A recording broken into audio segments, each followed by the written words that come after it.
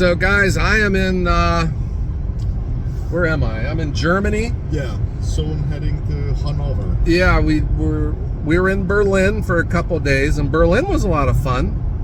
So this was something I was keeping secret from you guys. I was wanting to surprise you. But we have a project going on here in Germany. I'm working with my good friend Lowry. Oh yes. Yeah, Lowry he was with Japa, but now he's with the more in line with the company that owns Japa. So, all right, so I thought I would bring you all along here on the German Autobahn. And it took me a while to get used to it at first, the speeds and the cars, but I don't know, everyone seems to cooperate with each other. You don't see anyone camping in the left lane and holding up traffic. So stay tuned. I have some really cool things to show you on this trip. And if you've never been to Germany before, I'll try to bring you the sights and sounds of our friends from Europe. All right, here we go. All right, what the heck? Where am I at? Something tells me I am not in Ohio anymore. This is correct, Joe. Oh my gosh, I am. You're in Germany, good old Germany. Yeah. Near Ehrenburg. Edinburgh. All right. Small town in the north of Germany. So guys, I have just flown in from Ohio, and boy, are my arms tired. And I am meeting my very new and good friend Jan. You are the German and Austrian importer of Japa firewood processors. And we are here at your place and your brother's firewood company. Yes. This is correct. We're here today to make some to spend a good Sunday with some friends and partners. Yeah. We're making some machine testing, and maybe we're looking at some stuff that earnestly does not really exist. Yeah.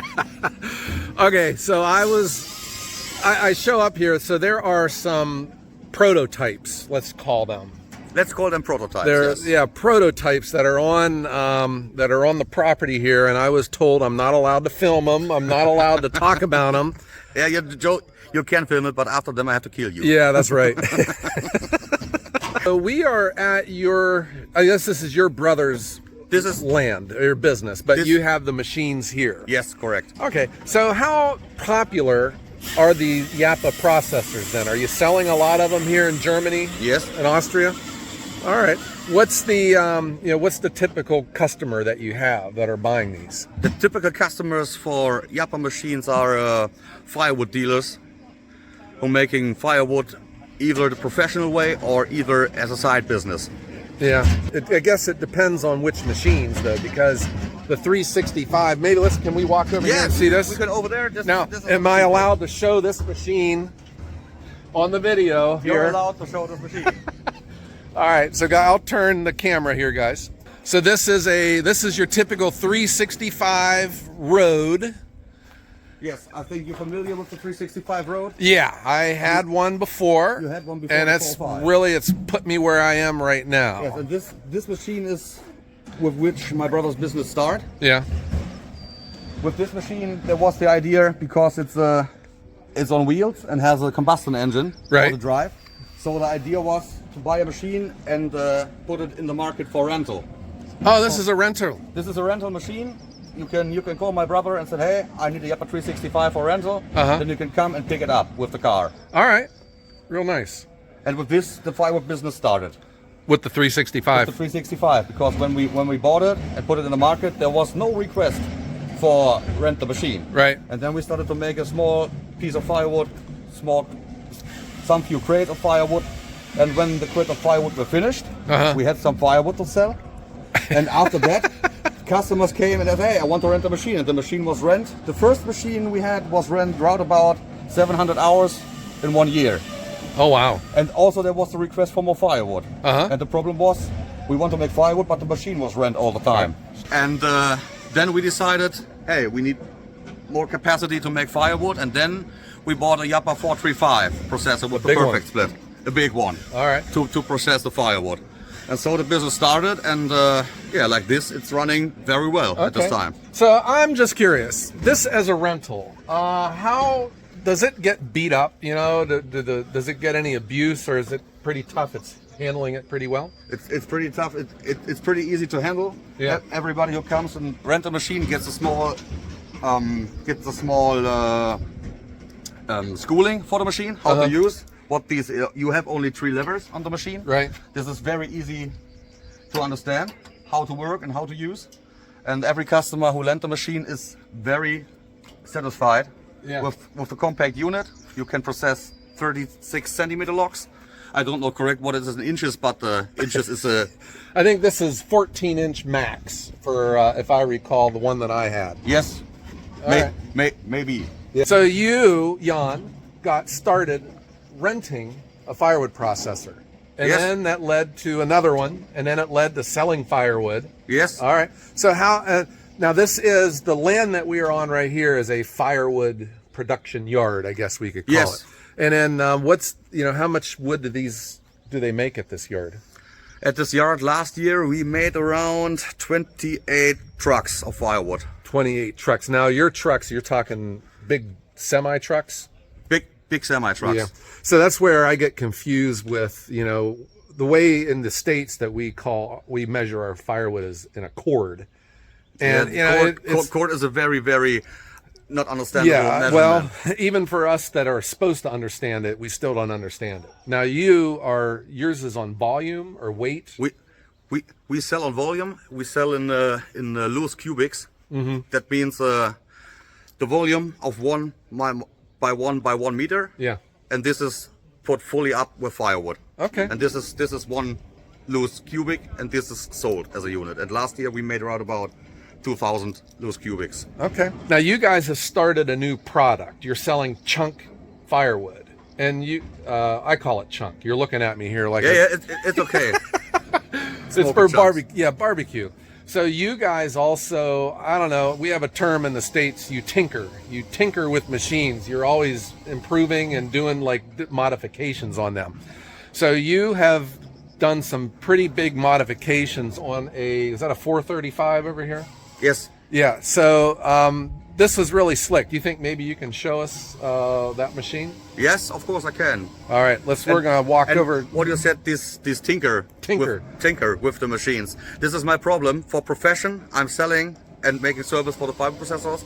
And in my free time, I'm at my brother's place and taking care of service for the Japa machines and making the improvements for the Japa machines. All right. Well, we're far enough away from my Finnish companions, Jan, but I see you and the engineer. You're always talking. You're showing him what you've changed and what you've improved, and he's looking at it, and you can see his rusty gears grinding in his head. So probably a lot of the modifications and improvements might start with you, huh? Yes. You're pretty handy with this. Some of the improvements, yes. Okay, so why don't we walk over and show us this 435? Yes. All right, here we go. And we are in Ehrenburg. How do you pronounce it? Ehrenburg, Germany. Oh, they're running it right now. Okay, let's see here.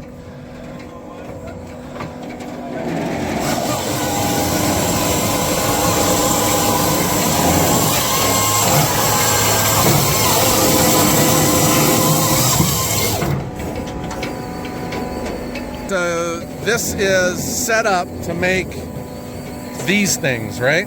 Yes. Okay, and then they're being run through a perfect split, and they're making chunks. This looks real interesting. Oh yeah.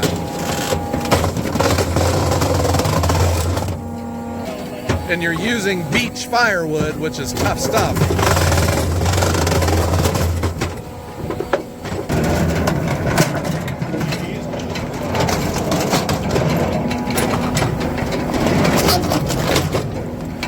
All right, Jan, so what do you do with these then? These smoker chunks we put in the bag and sell it for barbecue. Oh, yeah? And smoking purpose. And you let them dry out first, though? We let them, but not that much. No? Smoker chunks had to get the right amount of moisture in there. Yeah. Because it when it's moisture in there, it's smoking very good. Because you need to smoke to get the flavor. Yeah. In the meat. So are you selling these to stores, or are you selling them right to the customer? We're selling them right to customers and also to stores. Okay. Hold on. I am not allowed. I'm not going to turn my camera this way because There is something top secret. I am under strict orders to not look over here with the camera, guys. So let's We can turn it a little bit like this. a little bit. Okay. Too much? Okay. All right. So let's go this way. I said learn it. Again. So Jan, how about let's walk over this way so we don't get this. Yes. I don't want to get that machine in there, but here we go. This is how you're processing right onto this. Yes. The processor is working with the perfect split system and making very good shaped firewood. Okay. And I'm just saying, European looking kind of a wagon you got here. I don't see these in Ohio. And this wagon is left over from World War II. I think it has been. Yeah. And the tractor looks a little bit more modern now. Okay. And so what do we got here? We have, this is your log supply, evidently. Yes, this is our log supply at the moment. At the moment, it's a little bit hard to get beechwood in the correct diameter. So we bought bigger logs and processed them with a cone splitter and the excavator. Oh wow, yeah. Processing it in the Japa machine. Okay. Yeah, beech is, the beech that you have here looks just like our beech. Okay. Same bark, same, the wood, tough wood to split too. Yeah, really, really tough to split. And then I see that you are separating by species. These look to be... This is, I think, ash, you say. Ash? It looks all... Sorry, this is, in German it's Erle. Yeah, what's that mean? I have no clue what I have really no clue what it is in it almost has a cherry kind of a bark to it. Yeah, I think it might be. Is it cherry? This is not cherry, this is Erle. Erle. Okay. I'm quite sure. And over there we have a small pile of oak. Oh boy, oak. So I see you have oak here, and I also notice that you have it way down on the end of your yard. Do you have like a problem with maybe the way it smells, smells like someone vomited or anything like that? And not directly, but you're right. Oak smells oak smells a little bit like acid. In the oak wood there is a blue acid in there. Yeah. And this is making a very strange smell. Smells like acid, huh? You're half correct there, guys. All right, so Jan, I'm looking off to the left. I see a lot of windmills, and I mean, what the heck's this thing way down here? This is an old bunker for soldiers to get in there with the rifle and shoot at the enemies. Oh my gosh! So you're telling me, I was told that we are on a decommissioned NATO military base. Yes, correct. In the past, here were stationed Patriot rockets. Patriot missiles were here? Patriot missiles were here stationed. Okay.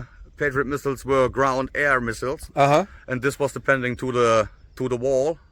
Right. And the Iron Curtain in the past. Okay. And the very funny thing, the government started to build up this base.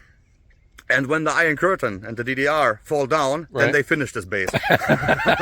Just in time for the end of everything. Yes, and then there was no more purpose to get missiles on that arc. So then they sold it, and you guys are now turned it into a firewood production yard. Yes, correct. Right. So what's this big, let's turn this way, Jan. What is this? What is this thing? This is a tower for antennas for radio communication. All right. I think this, I don't know exactly, but this in the past it belongs to the missile guide. Oh, wow. The missile guide control system or something else. Okay, Jan, so where are you taking me here, bud? Now I'm taking you up the hill. Up the hill? Where you can see here on the right. We take the right turn here, and this is it's like a ramp? Yes, this is the ramp, and this was positioned for the trucks with the Patriot missiles. So this ramp was where the trucks would drive up with the Patriot missiles to launch them? Yes. and now you have repurposed it as a place to dump your waste. No, this is not a waste. This is wood chips we process from the rest of the piles. Okay. We cannot process because they're too big. All right. I cannot believe that I am in an old... This is a special brand. This is wood chips from the bunker. I can't believe that I am in a and so when we go old here, military base. Here we have a hunting chair. And that's where you hunt. That's where we hunt. Okay. And from here you have a wonderful view. Yes, down the machine side. I'm gonna climb up into this tree stand. Looks like much of effort for you. Yeah, this is pretty rickety, Jan. What are you trying to do to me here, bud? Oh, hey, I can see my house from up here. Greetings to Ohio, everyone. Jan, tell me, what am I looking at up here? Now you look up a big area where much of farming Yeah. is happening. Now the area from the military base is used as a meadow for cows. Okay, I've come down to reality here. Let's walk around the corner. Jan, tell me what's going on here? We got some houses and we got some embankments. What's up with that? These embankments are also old bunkers. Where the trucks have been stationed, and the farmer built up some sheds for the cows and the cattle. Okay.